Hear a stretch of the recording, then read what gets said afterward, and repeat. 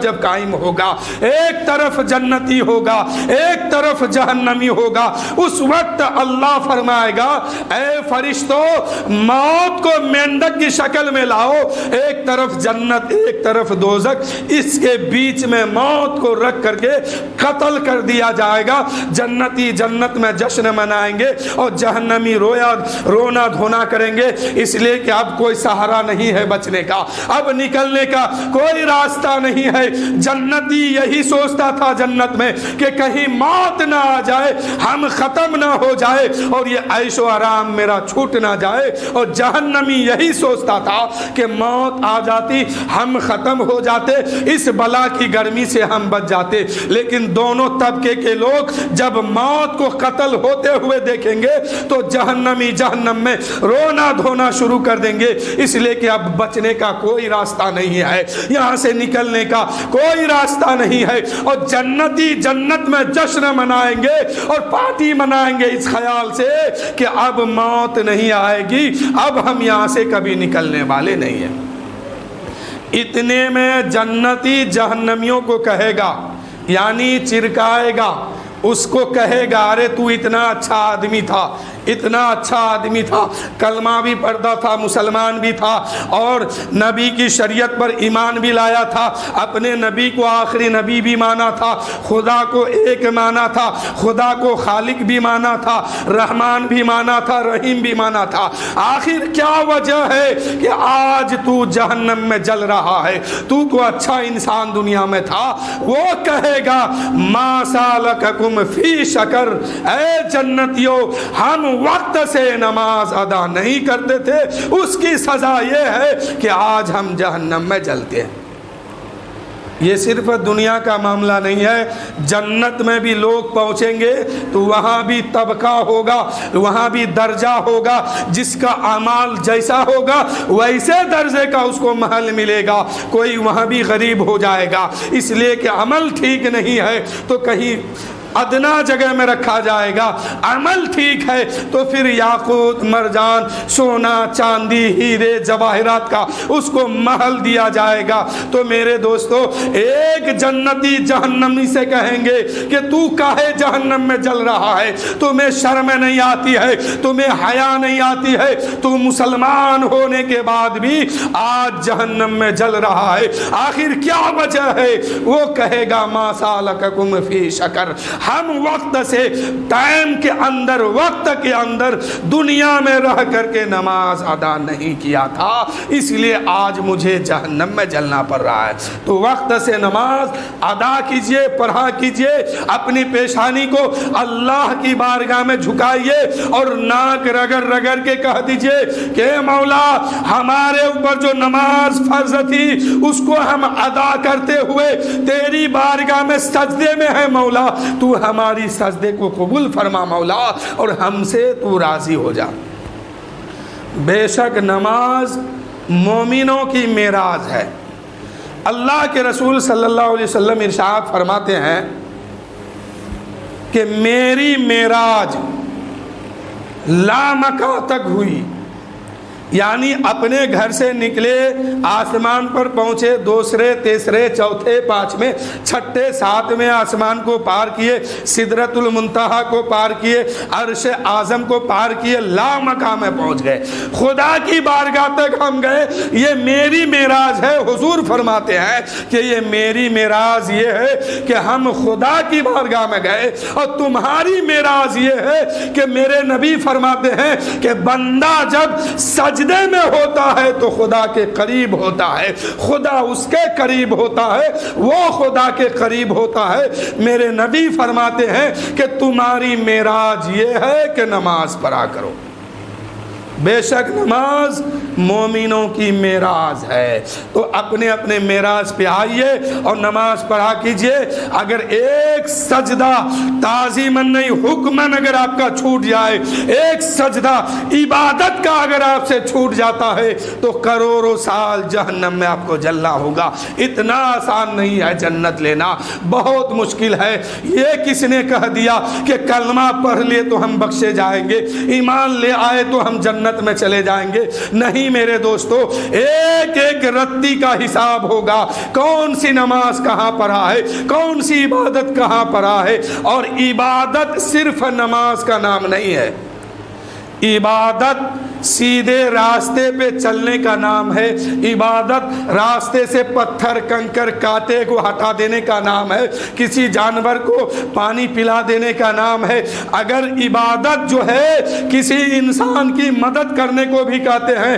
عبادت میں سب شمار ہے. نماز بھی ہے، روزہ بھی ہے، حج بھی ہے، زکوٰۃ بھی ہے، بھوکے کو کھانا کھلانا بھی ہے، پیاسوں کو پانی پلانا بھی ہے، جانور کو کھانا دینا بھی عبادت ہے. راستے سے کانٹے ہٹانے کا نام عبادت ہے. عبادت میں سب شمار ہے. ہر عبادت کو کرتے جائیے. لیکن آج ہم لوگ کیا کرتے ہیں؟ خالی دولت کمانے کے پھیر میں ہے. دولت کمانا کوئی بری بات نہیں ہے. اسلام نے اس کو منع نہیں کیا. اسلام نے اس کو منع نہیں کیا. دولت کمائیے، جتنا جی چاہے کمائیے. حضرت عثمان غنی صحابی رسول ہے، عشر مبشرہ سے ہے. حضرت عثمان کا نام غنی اس لیے ہے کہ مدینہ شریف میں اس سے بڑھ کے امیر کوئی نہیں ہے. دولت کمانا کوئی بری بات نہیں ہے. امیر سب بنے. اللہ کرے تمام مسلمان کو دولت سے بھر دے اور امیر ہو جائے. حضرت عثمان غنی مکے اور مدینہ، یہاں تک کہ عرب میں اس سے بڑا امیر کوئی نہیں تھا. اس لیے اس کا نام غنی رکھا گیا. غنی کہتے ہیں زیادہ دولت والے کو. حضرت عثمان سے بڑھ کر امیر جو ہے عرب کے دھرتی میں کوئی نہیں تھا. سعد بن وقاص سے بڑھ کر امیر کوئی نہیں تھا. حضرت عبد الرحمن بن عوف سے بڑھ کر عرب میں امیر کوئی نہیں تھا. تو صحابی نے امیر، یہ صحابی جو ہے امیر تھے، اور آج ہم بھی امیر ہونا چاہتے ہیں تو امیر ہوئیے. لیکن تعجب کی بات یہ ہے کہ امیر ہونے کے بعد، دولت کو اکٹھا کرنے کے بعد، فرونیت ذہن کے ساتھ اس کو خرچ کرتے ہیں. یہی تعجب کی بات ہے. یہی سب سے بڑی کمی ہے کہ امیر ہونے کے بعد ذہن میں فرونیت، ابو لہبیت اور عتبہ شیبہ جیسے خیال ذہن میں بستا ہے اور اس دولت کو خرچ کرتے ہیں. کبھی ابو لہب بن کے خرچ کر دیتے ہیں، کبھی فرعون کی ذہن بسا کے خرچ کرتے ہیں، تو کبھی حمان یعنی بڑے بڑے کفار کا ذہن آپ کے ذہن میں بس جاتا ہے. یہی تعجب کی بات ہے. شادی بیاہ میں سب کام کرتے ہیں. گھر کا گارجین کہتا ہے کہ بہت اچھا ہو گیا. گھر میں بیٹا ناچ رہا، بیٹی ناچ رہی ہے، آرکیسٹرا بلایا ہے، شادیوں میں طرح طرح کے لوگوں کو جمع کیا. گھر کا گارجین کہتا ہے کہ اچھے طریقے سے ہم نے شادی دلا دیا، نبھا دیا. اب یہی کام اگر کوئی دوسرا کر دیتا ہے تب کہتے ہیں کہ بہت غلط کیا، لیکن جب خود کیا تو اس کو احساس تک نہیں ہوا. مسجد کے سامنے سے بارات نکلتی ہے، لوگ وہاں آرکیسٹرا نچاتے ہیں، بم چھوڑتے ہیں، پٹاخہ چھوڑتے ہیں، سب کہتے ہیں کہ یہ غلط کر رہا ہے. سب کے ذہن میں ہے کہ ایسا نہیں ہونا چاہیے. سب کے دماغ میں یہی ہے کہ بہت غلط ہوا. لیکن آپ کون سا نیک کام کر کے جنت میں جانے کا حقدار بنے ہیں بھائی صاحب؟ آپ کے ہاں جب شادی ہوتی ہے تو آپ بھی وہی کام کرتے ہیں. مسجد کا گیٹ ہو یا مزار کا گیٹ ہو، اس سے آپ کو کوئی فرق نہیں پڑتا ہے. آپ بھی وہاں ڈی جے بجاتے ہیں، آپ بھی نچواتے ہیں، آپ بھی پٹاخہ چھوڑتے ہیں. تعجب کی بات یہی پہ آتی ہے کہ دولت کو آپ نے فرعونی ذہنیت کے ساتھ خرچ کرتے ہیں. تعجب اسی بات پر ہے، ورنہ امیر ہونے پہ کوئی تعجب نہیں ہے. دولت کمانے میں، شہرت کمانے میں کوئی تعجب نہیں ہے. میں نے کہا نا، عرب کے دھرتی میں عثمان غنی سے، عثمان غنی سے، سعد بن وقاص سے، حضرت عبد الرحمن بن عوف سے کوئی بڑا مالدار نہیں تھا، کوئی اس سے بڑھ کے امیر نہیں تھا. تو شریعت نے، اسلام نے امیر ہونے پر پابندی نہیں لگائی، دولت کمانے پر پابندی نہیں لگائی. حلال طریقے پہ کمائیے اور جائز طریقے پہ اس کو خرچ کیجئے تو اسلام آپ کو کہیں نہیں روکتا ہے. لیکن تعجب اس بات پر ہے کہ گھر کا گارجن اپنے گھر میں ہو تو سب ٹھیک ہے، دوسرے کے گھر میں ہو تو بہت غلط کر دیا، مسجد کے گیٹ کے سامنے نچوایا، مسجد کے گیٹ کے سامنے پٹاخہ چھوڑا۔ ایسا نہیں ہوتا، ایسا نہیں ہونا چاہیے۔ لیکن مسلمانوں، جب تمہارے گھر کی بات آتی ہے، جب تم اپنی شادیوں میں، اپنے براتیوں میں یہی کام کو کرتے ہو، اس وقت تمہارے ذہن کہاں جاتے ہیں، اس وقت تمہارا خیال کہاں جاتا ہے؟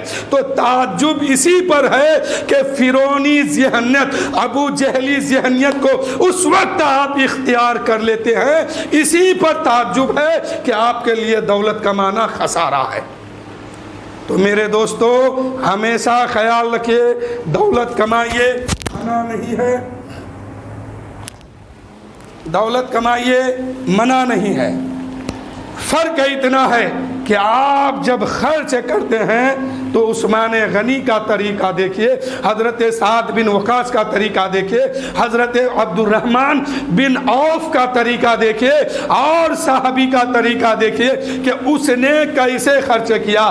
حضرت عبد الرحمن بن عوف کہ امیر ہونے میں، دولت کمانے میں، مالداری ہونے میں، اس کے مال کا، اس کی دولت کا اگر کروڑوں حصہ کیا جائے نا تو آپ زندگی بھر محنت کرتے رہ جائیں گے، لیکن ایک حصہ کے برابر نہیں پہنچ پائیں گے۔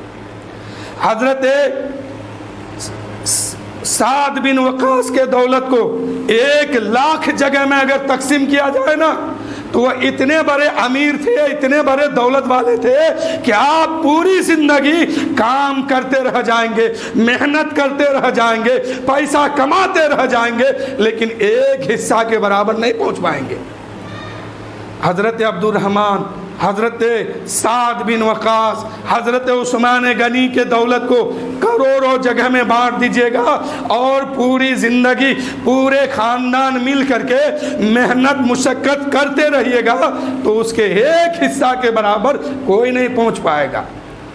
تو بتائیے، ان کے اندر یہ تکبر تھی، ان کے اندر یہ گھمنڈ تھی، ان کے اندر یہ بات تھی کہ ذہنیت خراب کر کے دولت کو خرچ کیا جائے، مسجد کا چندہ کیا جائے، قبرستان کا چندہ کیا جائے، مدرسہ کا چندہ کیا جائے، ہم سر جھکا لیتے ہیں اور 10-20 روپیہ دے کے ٹرکا دیتے ہیں، لیکن آرکیسٹرا میں آپ پہنچتے ہیں تو ہزار کا نوٹ نکالتے ہیں۔ یہ ذہنیت کون سی ذہنیت ہے؟